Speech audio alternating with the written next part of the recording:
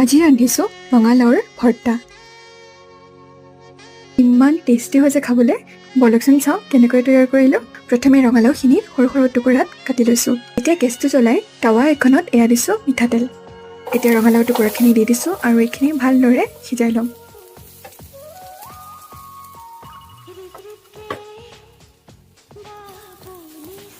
ধুনীয়াকৈ সিজাৰ পাছত মই এয়া নমাই লৈছোঁ। পুনৰ একেখন টাৱাতে আৰু অলপ মিঠাতেল দিছোঁ। তেলত পিঁয়াজ, নহৰু আৰু এয়া জলকীয়া কেইটামান ভাজি লৈছোঁ। এইখিনিও নমাই লৈছোঁ।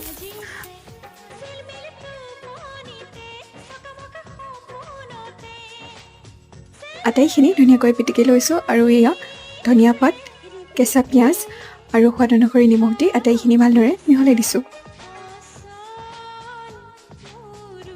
এয়া আমাৰ ৰঙালাওৰ ভৰ্তা তৈয়াৰ। আপোনালোকেও ট্ৰাই কৰি চাব দেই।